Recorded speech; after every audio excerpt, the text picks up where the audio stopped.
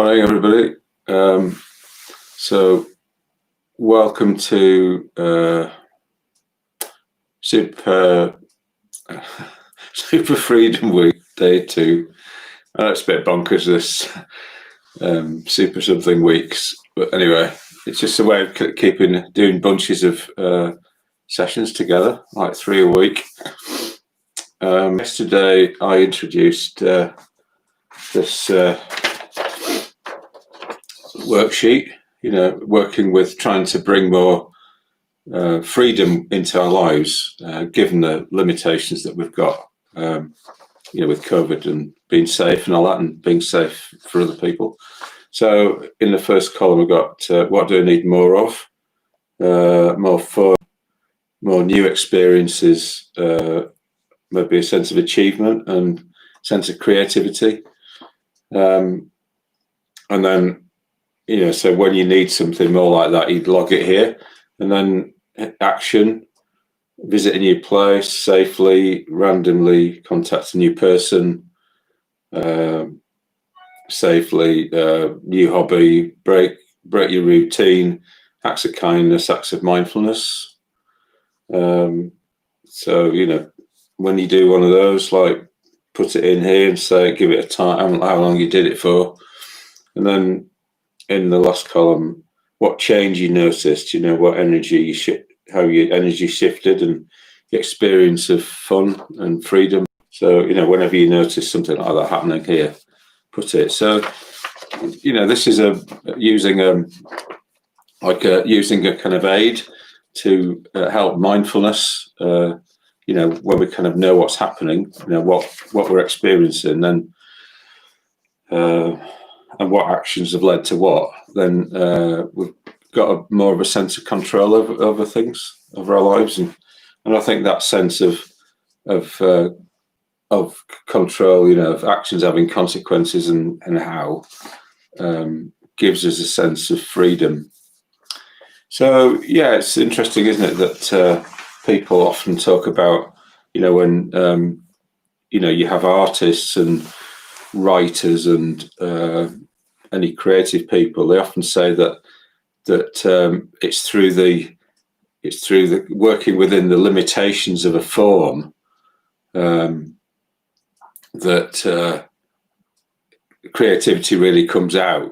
So a poet works within kind of meter or whatever it is, the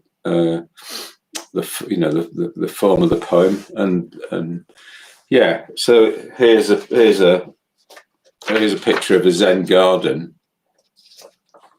I've shown this before, and what you've got here is two things going on. You've got this sense of order. So the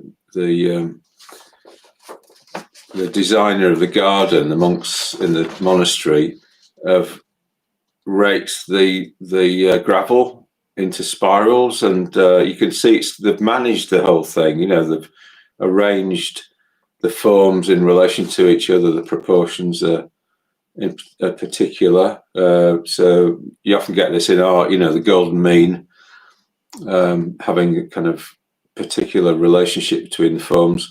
But then you've also got this freedom. You've got order, and then you've got freedom. You've got the moss growing. You've got the ruggedness of the rocks, and the lichen or whatever it is growing on the rocks. And so it's like within the limitations of a form.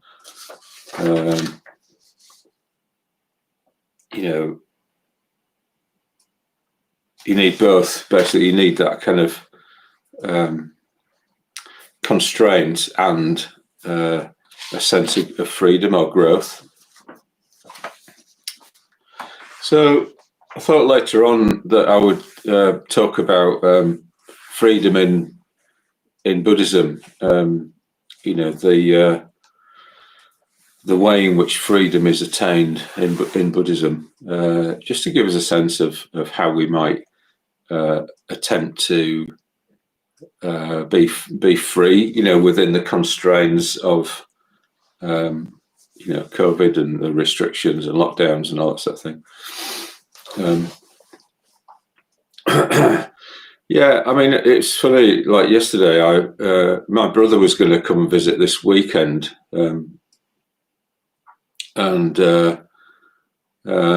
that's all been cancelled now. And he said that in Manchester, where I live, there's 500 cases of COVID per 100,000 people.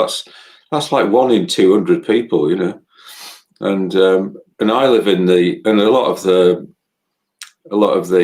cases are among students, and Manchester's got this huge student population. And I live in the student area, and I live in Fallowfield, which is the student central. So I'm in the worst area of the worst city in Britain. Anyway, yeah, but I mean, I've been distancing myself since this whole thing began. So, but anyway, yeah, I sort of mentioned that. Yeah, well, I hope you're getting on okay, and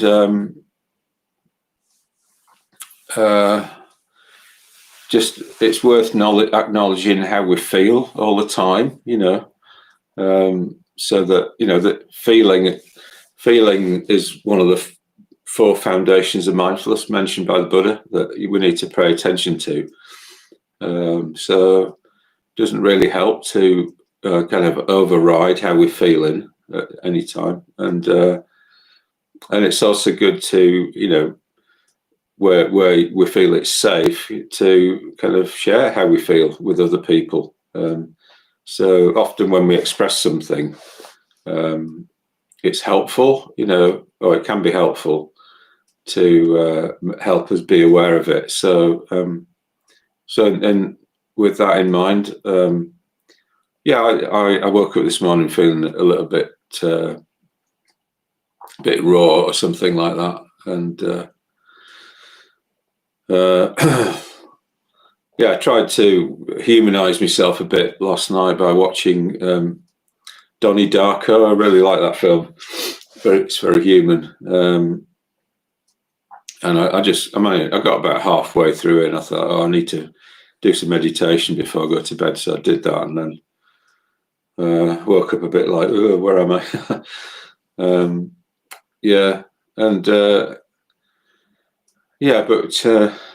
We all have to just keep going, don't we? And not worry too much about being perfect, or we need to be human, whatever we're doing. So yeah.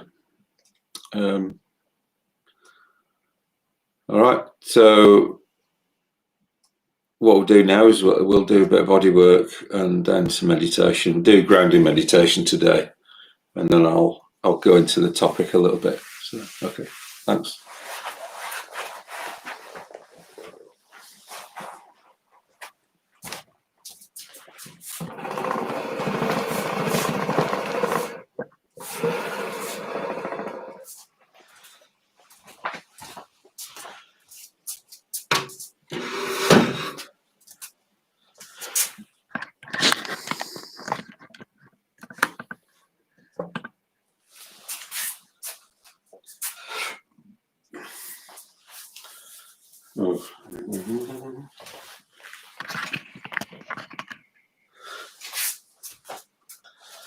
Okay, so let's just do some swinging backwards and forwards at an angle.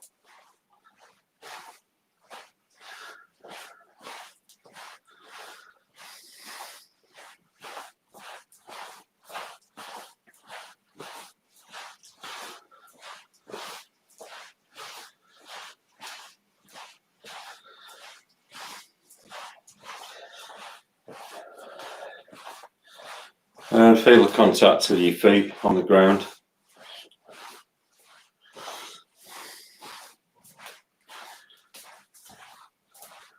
The feeling of your clothes brushing against your skin.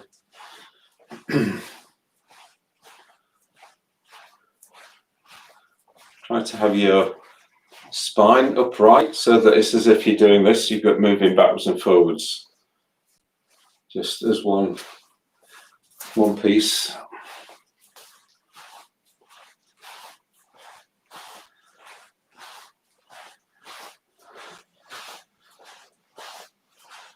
And try to take away any sense of controlling what your arms do, so disengaging your mind from your arms. Just let your arms swing.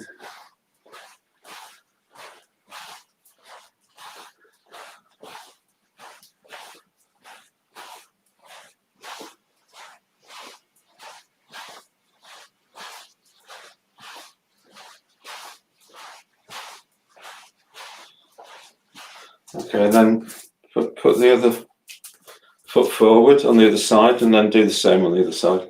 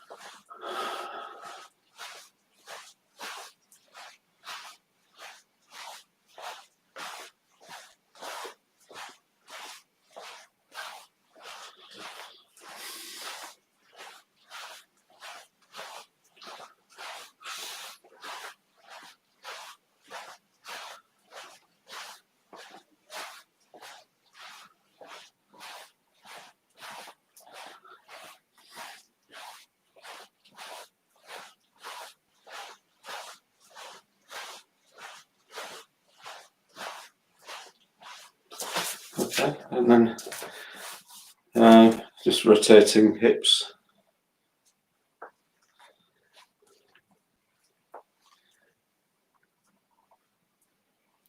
So having a sense of four corners: the front, the side, to the side, the back, to the back, to the side. Keeping the mind and body together in the same place.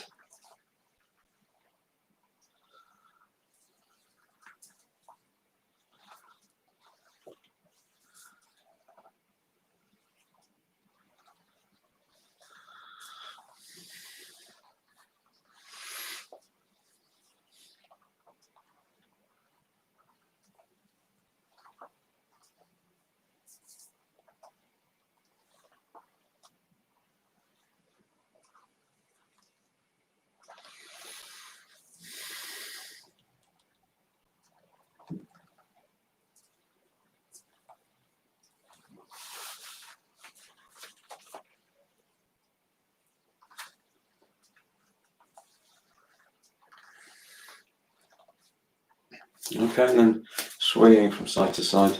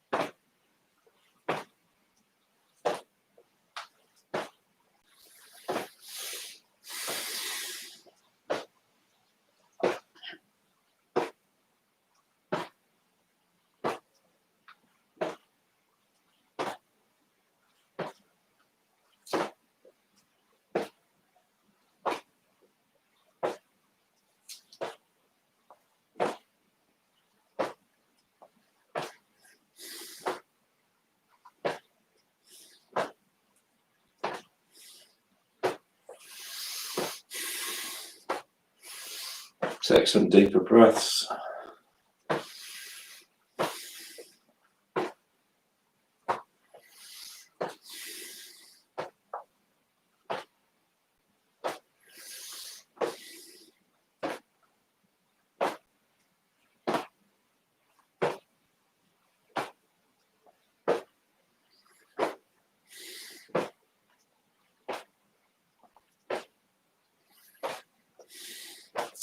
Okay, and then shake everything out.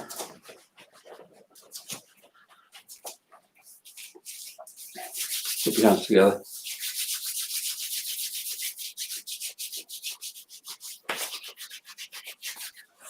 Give your face a bit of a wash with your hands.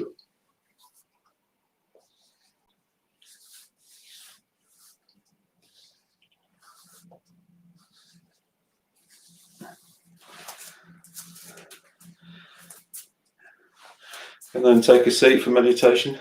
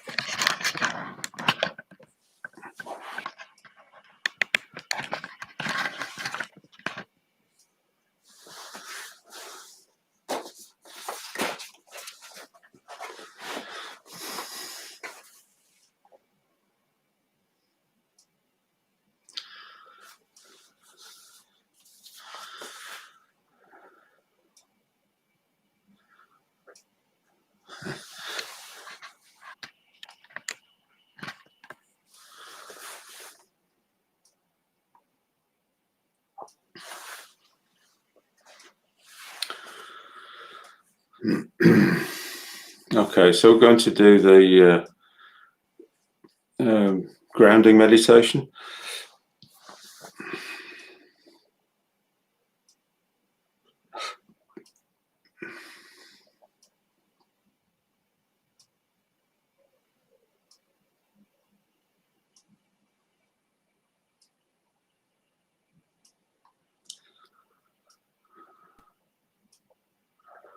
So just getting used to being in this new position.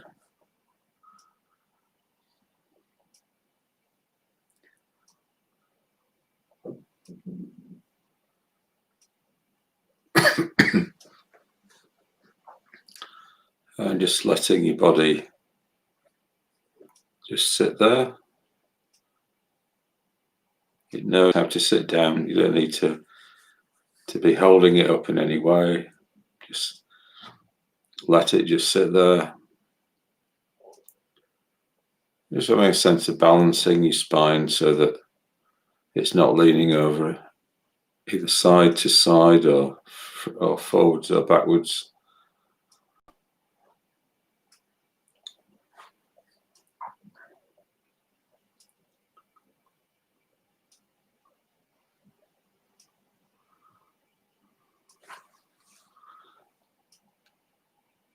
So I'm just going to bring some awareness to our situation.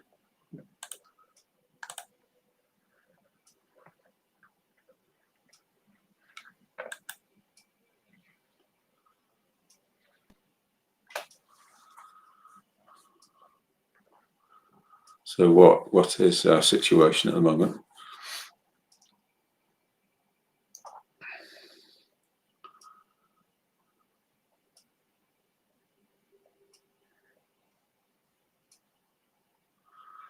So our situation is that we're a human being.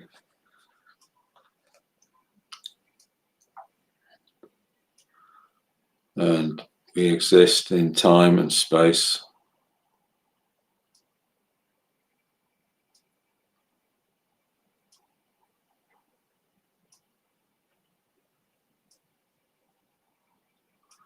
So we're just going to look at each of those one after the other. So first of all, time. So having a sense of time, all the moments that you've experienced in the past.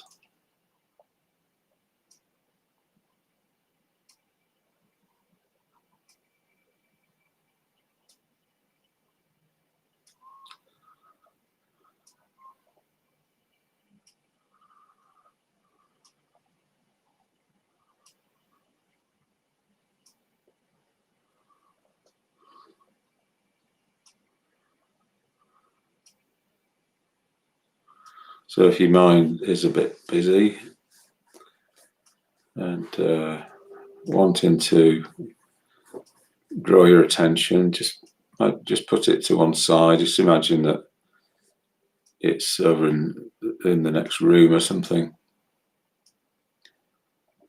So all we're doing is we're just being aware of time.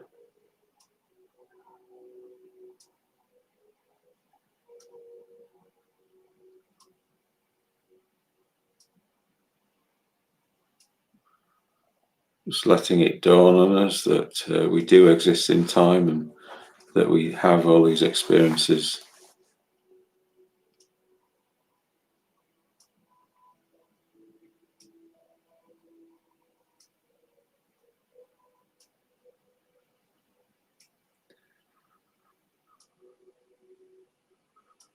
Also being aware that we have a future. There'll be a lot of moments of experience in the future.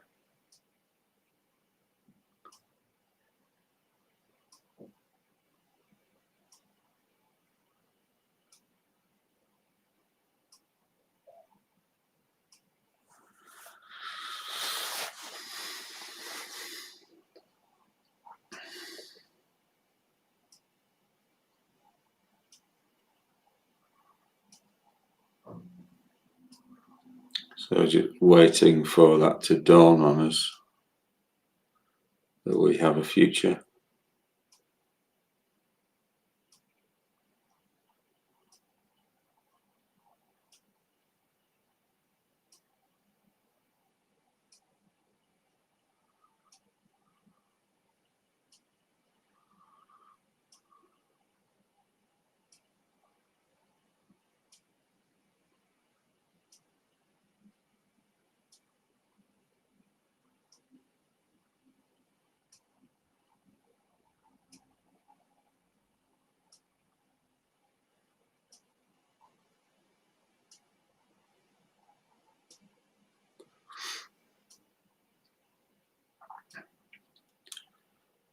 And it's also the case that we exist in a particular moment in time, which is the present moment.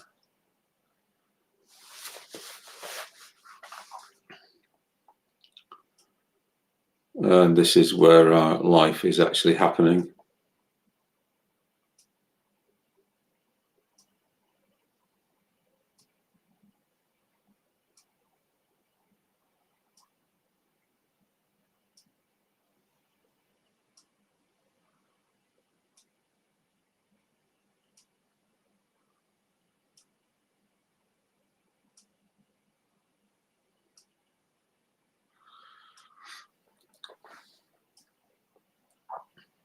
So waiting for ourselves to arrive into the present moment.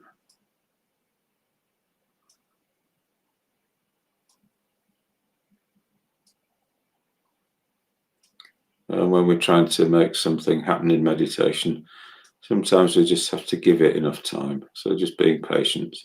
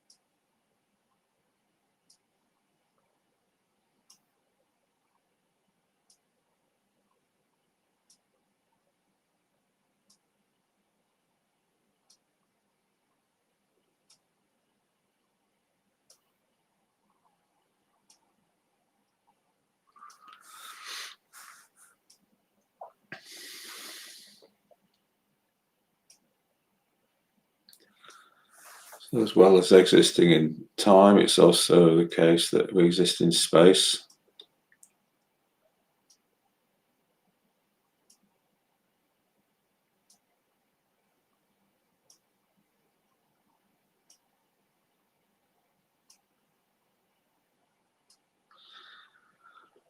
So we're sitting on the Earth, which is a huge ball of matter flying through space.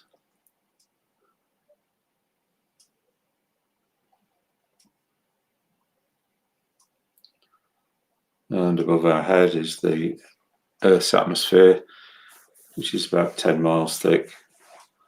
And then out beyond that is vast empty space.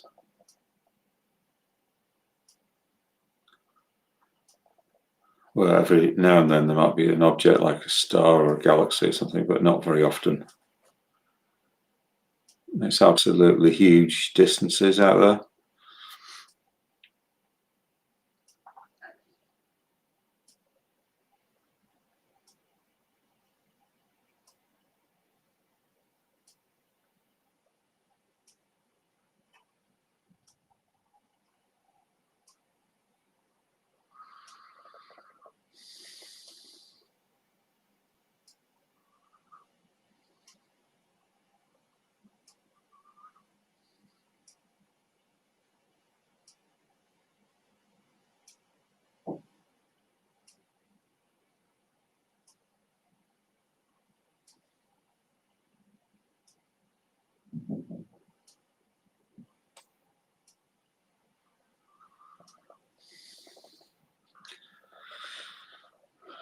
And you're at a particular place on the Earth.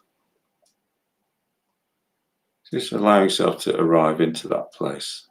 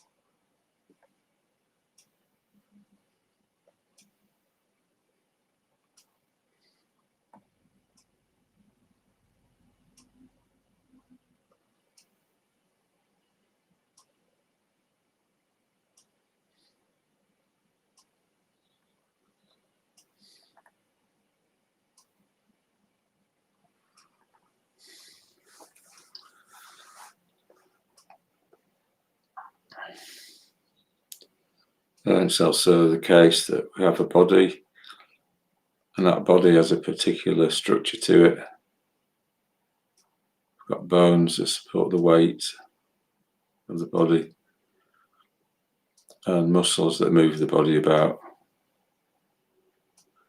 and organs that keep it alive.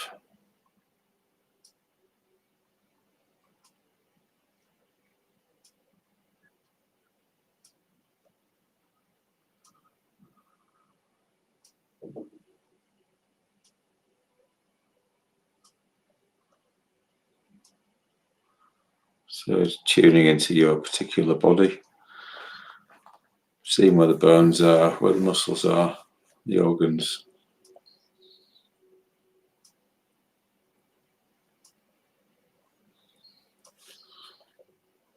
And just balancing the body so that the bones of the body take the weight down into the ground.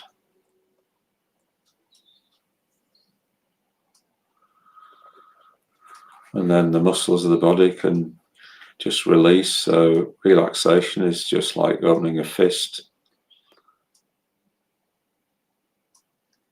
So if the muscles of the body feel confident, they'll be supported, then they can just unfurl any tension, just like unfurling a fist.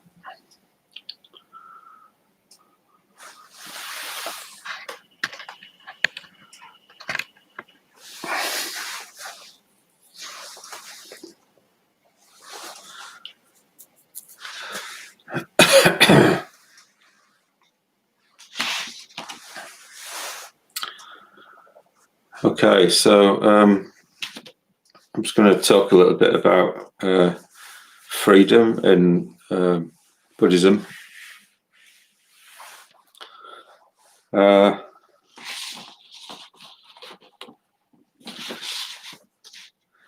So yes, I was mentioning earlier about the whole how kind of creativity can often comes out of working within a set of limitations. So, you know, when you have a particular medium, that you say you're a potter or something like that, you know, so you've got your clay and it's got a particular consistency and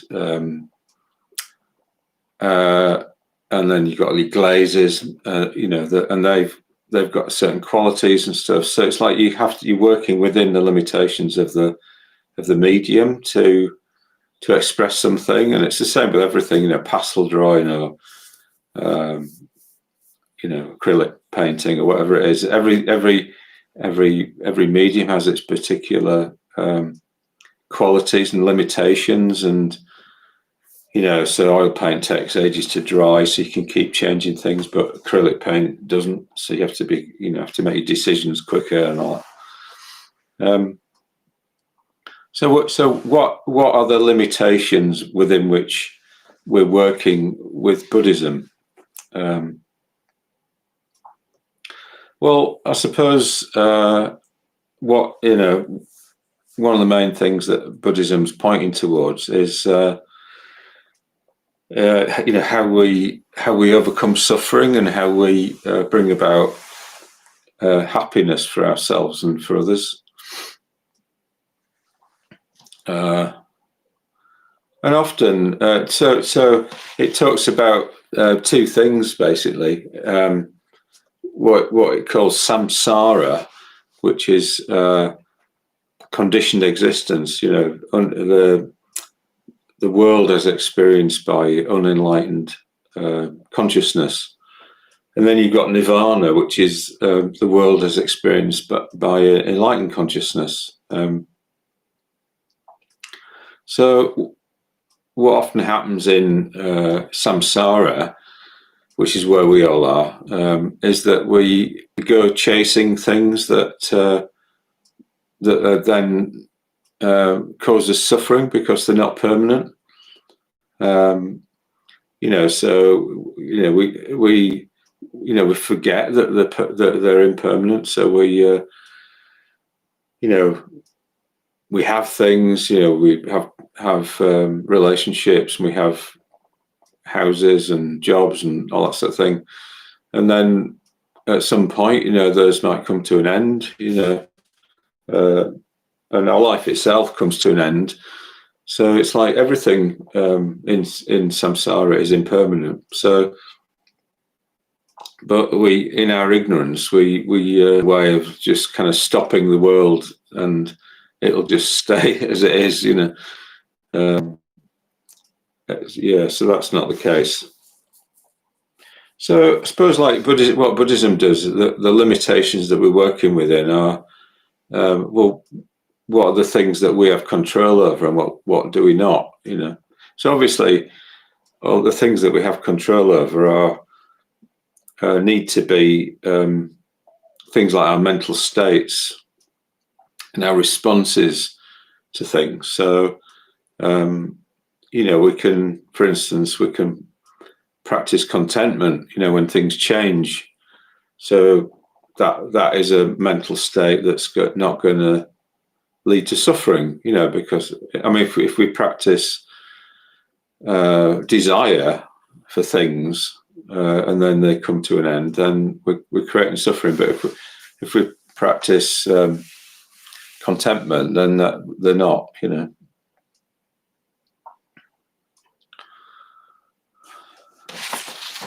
So we have something called the wheel of life and the spiral path. So this is at the bottom is this wasn't a lag on this. There's a wheel. So this is samsara. This is, you know, we go round and round samsara, kind of keeping investing in things that are impermanent, and then they come to an end, and then we suffer and we go round and round like that. But there's this other thing, which is what goes up from there, which is this what's called a spiral path, and it leads up to nirvana. So nirvana's up there, represented by the 5 Buddha mandala, the 5 wisdoms that the 5 Buddhas have, different coloured Buddhas. And so as we go up the spiral begins with the gap between feeling and craving. So we start to do something other than crave, like, so when we experience pain, what we normally want to do is push it away. And when we experience pleasure, what we normally want to do is draw it towards us, have more of it. So we often respond to feeling with either aversion or desire, greed. But if we do something other than that, something different, so if we have faith that there's another way of being, which is the Buddha's path, the Eightfold Path, then what we do is we practice that path. So we practice being aware of feeling and not just responding reactively to it, but responding intelligently to it. So noticing what types of feeling lead to suffering and not going with those, not acting on those. So desire for things that are impermanent, we try and not do that. But we do act on feelings that are actually helpful. So if we're resonating with somebody's suffering, then it's helpful to do that because we're going to go and help that person. So we work with our feeling in the right way, in an intelligent way, and then we have faith in the path, and then things start to work, and we move up in meditation through the dhyanas, through higher states of consciousness.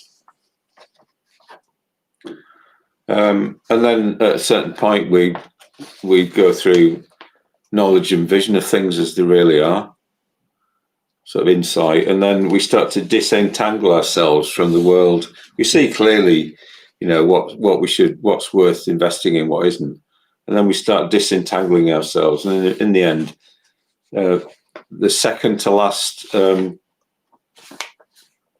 that's the last, knowledge of vision, knowledge of the destruction of the biases is the last, is nirvana. But the second to last is liberation, is freedom. So we've become free from being dominated by the things of the world.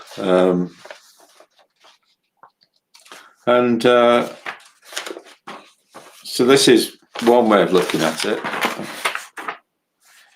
Another way of looking at it is the Bodhisattva path. So on the Bodhisattva path, which is the 10 bhumis, what we do is we go through the 6 perfections: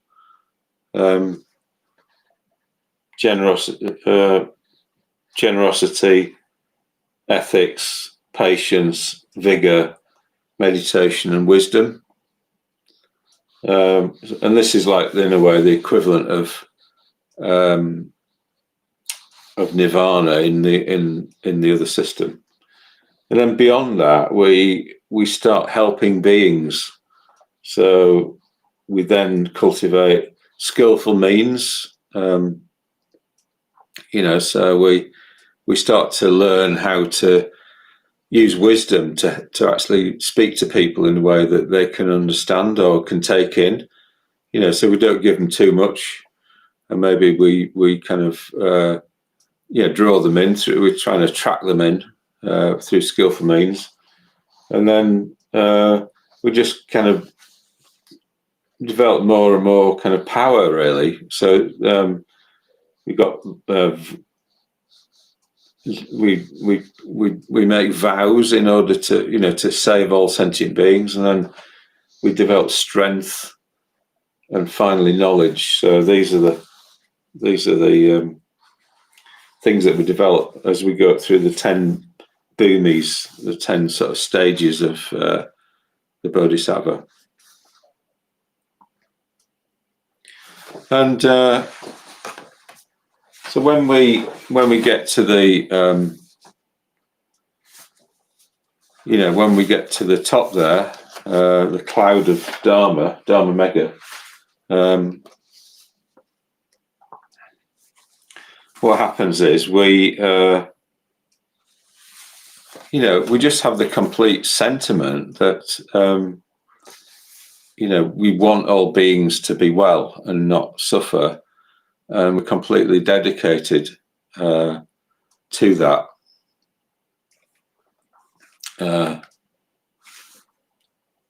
So these are some of the verses from the Bodhicharyavatara Puja.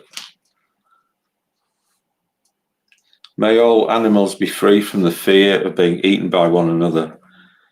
May the hungry ghost be as happy as men living in prosperity and culture. May the torment of their hunger be finally assuaged by the stream of nectar falling from the hand of Avalokiteshvara, and bathing in it may their passion be cooled. May the blind behold forms, the deaf hear, the afflicted be consoled, and the weary made content and at peace. May the sick be made whole again, those in bondage be freed. May the weak become strong, and all beings act lovingly to one another. May the gods protect the helpless, the young and the old, the sleeping, the heedless, and the insane from all disease and distress. And may they send the rain in due season. May harvests be abundant. May kings be righteous, and medicines be potent. May no creature ever suffer, be sick or wretched, despised or forsaken, and may none act evilly. By my merits, may beings everywhere, without exception, always act skillfully, and never be separated from the bodhicitta, be surrounded by Buddhas, and free from the works of Mara. May all have an unlimited span of life. May their lives be eternally happy. May even the word death perish. May all regions be filled with Buddhas and with the sound of the Dharma. May groups of bodhisattvas in great assemblies sit everywhere in the universe. May they adorn the world with their splendor. May the sound of the Dharma ever be heard by all beings, in the song of the birds, in the whispering of the trees, even in the dancing sunbeams. By my merits, may beings be eternally in union with Buddhas and Bodhisattvas, and with endless clouds of worship, may they reverence the Guru of the world. May the spiritual communities prosper, be filled with recitation and worship. May the Sangha be always in harmony and achieve all its aims. May Dharmacharis attain to wisdom, be eager for training. May they dwell in dhyana, with minds free from distraction. May the wise be honoured and supported. May they preserve the lineage of teachings, and may their fame pervade the world. Bypassing the sorrowful realms, may living beings obtain the state of Buddhahood by means of a celestial body in the Pure Land, free from suffering. As long as the existence of space, and as long as the existence of the world, that long may my life be devoted to the world's sorrows. Only medicine for this suffering world, may the teaching of the Buddha, with all honour and glory, endure till the end of time.